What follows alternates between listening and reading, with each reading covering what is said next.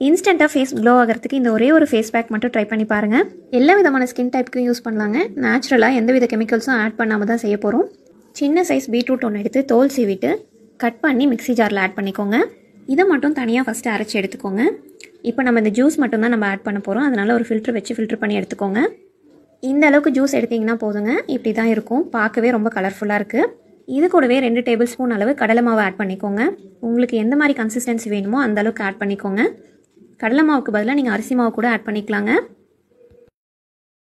நல்லா மிக்ஸ் பண்ணிவிட்டு இது கூடவே 1 டேபிள் ஸ்பூன் அளவு தயிர் ஆட் பண்ணிக்கோங்க. 1/2 டீஸ்பூன் அளவு தேன் ஆட் பண்ணிக்கோங்க. தேன் ஆட் பண்ணலாமான்னு சில பேருக்கு டவுட் இருக்கும். கண்டிப்பாக ஆட் பண்ணலாம், ஒன்றுமே ஆகாது. கொஞ்சம் கூட கட்டி இல்லாமல் நல்லா கலந்து விட்டுருங்க. அப்போ தான் அப்ளை பண்ணுறதுக்கு சூப்பராக இருக்கும். இந்த ஃபேஸ் பேக்கை வீக்லி 3 டைம்ஸ் யூஸ் பண்ணிங்கன்னா ஃபேஸ் நல்லா க்ளோ ஆகுங்க. இந்த மாதிரி இன்னும் நிறைய வீடியோஸ்க்கு மறக்காமல் என்னோட பேஜை ஃபாலோ பண்ணிக்கோங்க.